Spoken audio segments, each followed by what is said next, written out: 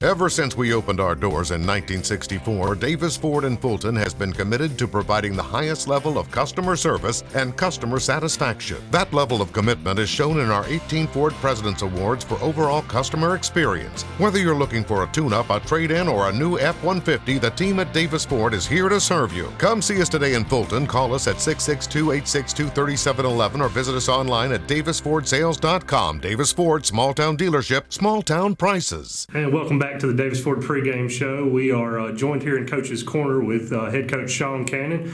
Coach, seems like forever since we played football, but here we are, week one, finally getting to go and get at it. Talk a little bit about the excitement in the team to get at it, get going, even though you have a few extra days to prepare now because of the date change. Yeah, you kind of get your schedule worked out. You plan your calendar and everything about how many days you're going to have before your first game and everything, and then boom, all of a sudden you're back 3 more days, and that's a little bit bummer for the kids. I know they want to play, and so a lot of logistical changes we had to go on about, as far as, setting this back up and hotel rooms and everything, but we got all those squared away now, and I know our kids are looking forward to play, and just wish it'd been on Thursday and everybody else is kicking off, but hey, we just thankful to be able to play. Okay, now, as you mentioned during the virtual media day the other day, it's a different look here for Southwest this year, whole new coaching staff. Yep. I know there's a lot of unknowns, but just talk a little about the preparation this week and preparing for that unknown. Well, you look at Coach Collins, very successful defensive coach there at East Mississippi, and so we had a little bit of tape there to kind of watch, and but you never know. I mean, that was his kids there. Don't know what his kids are going to be there now. And you look at the disadvantage of we didn't play them last year, and so personnel wise, really don't know what they had coming back that could be considered a freshman, even though they played last year. And then and so it's all a part of the unknown. The offensive coordinator and I go way back, but first time him calling plays, I don't know what kind of offensive scheme he's going to run, and so. It's going to be tough on us. Special teams don't know how they're going to line up here and there, and so we've kind of been practicing a lot of the what-if scenarios, and this is kind of what they've done, but we might be coaching a lot more the first 2 to 3 series than we expect on Saturday, but that's why you go play, and and it's all about it's really not about the coaching part of it, it's more about the players. Players got to go execute and be good at what they do, and so that's really what we kind of put our focus on, is making sure that at least. We've got all of our T's crossed and all of our I's dotted.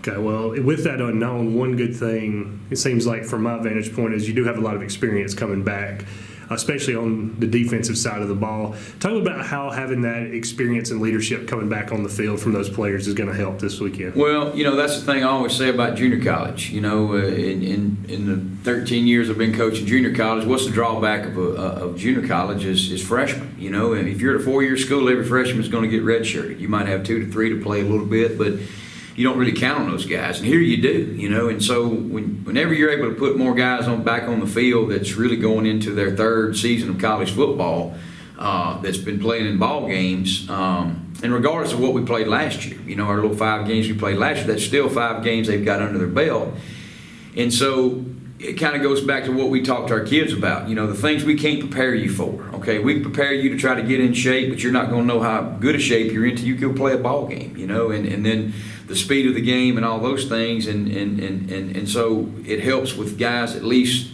coming into a ball game on Saturday knowing I know what to expect now. That this is not going to be my first, as they say, my first rodeo. And looking at the size of their kids and all that stuff. I remember my first year here, I guess, we go down to Hines, I guess, and we're stretching or whatever, and I look up and our kids are like focused on the other team, and I'm like, what are y'all doing? Coach, I've never seen guys that big before, and I'm like, come on, man, but it's just that newness of, they see our guys every day, so seeing somebody else is going to be a little bit different for them, and then you worry more about anything about as far as just substitutions. You call the alert, you say punt alert, meaning, hey, y'all get ready to go if called, and you worry about them running on the field. Like, hey, no, come back. And I know that's just nerves and jitters and everything, but those are things that we hopefully have covered, but you don't know. You just do not know. And that's always your worst fear of your first game is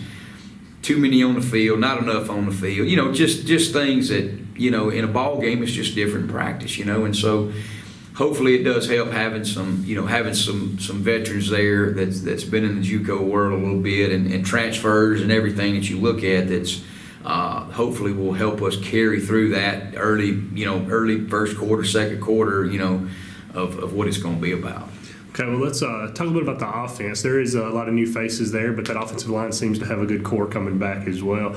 Talk a bit about what the Coach Cook and the offensive guys have planned for this week at Southwest. Yeah, just kind of looking back of, the last time we played, East Mississippi was 19, and so that was, a long time ago. Did play last year, and so we kind of went back and looked at scheme-wise what Coach did. But, Coach is a head coach now. Coach Collins is a head coach. He's got a defensive coordinator. And I think that coach is also on the staff up there at East Mississippi. But, you don't know. Is Coach Collins going to be the head coach and that's it? And this guy's going to put his own stamp on his own defense, or are they going to run what he does? And so, it's kind of been one of them deals where this is kind of what they did to us, that 17 season. Here's what they did to us the 18 season, and so you kind of go back and look at, but heck, that's Dan, Terry, Honeycutt days as well. You know what I'm saying? And so you just really don't know. But I think they've done a good job of trying to get the ball to the guys that we need to get the ball to, and we know this type of game till you get a feel for it. I mean, it's going to be about getting the ball out of your hand. Not taking sacks and staying in front of the chains and all that stuff. And so hopefully we'll do a good job of that, of just maintaining the game, and you never want to go out there and go 3 and out and 3 and out and 3 and out, but we're going to go through growing pains. I get that, and that's everybody. I hope we go out there and shut them out the first 3 plays of the game, but that's a realistic goal we want to have, but hopefully we'll be able to match that, and so I hope the kids are excited as far as that goes to cheer on their teammates. That's one thing I've really talked about offensively is, defense is a little different. We put a lot of guys on the field. I mean, we play everybody we got on the field. There's only one ball on offense to go around, and so I know the kids want to play. They want to touch the ball, and I know that's a hard thing for offensive kids to understand that only one guy can touch it at one point in play every play. But take advantage of your reps that you get. Take advantage of the balls you get thrown to you and the touches you get at running back and that type thing. But just being able to cheer on your teammates, and I think that's going to make us better offensively going through this season.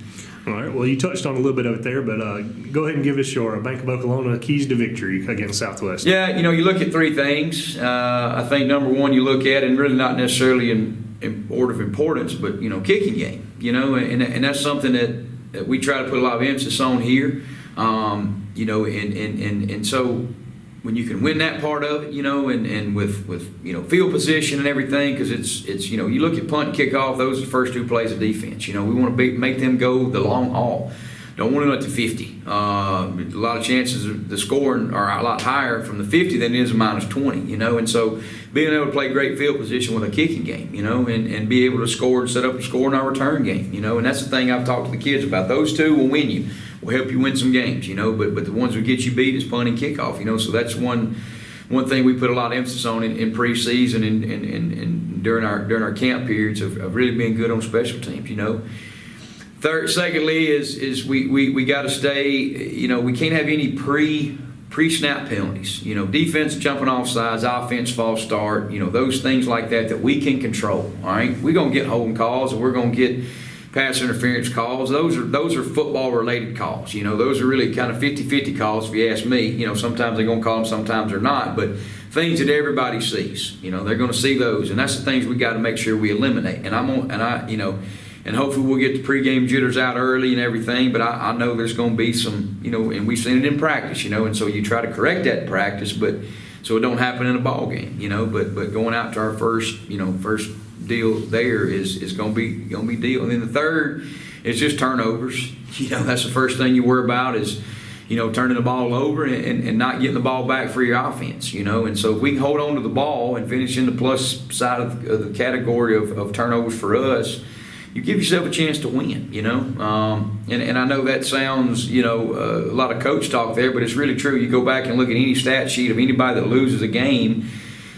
they lost because of more penalties, they lost because of turnovers, and they lost because they couldn't either get off the field on third down or they couldn't make first downs, and so those are going to be really, really ones there that we got to make sure that we're, that we're good at, and got to make big plays, got to give up big plays, can't give up big plays. That's if you look at a fourth key, that would be the same.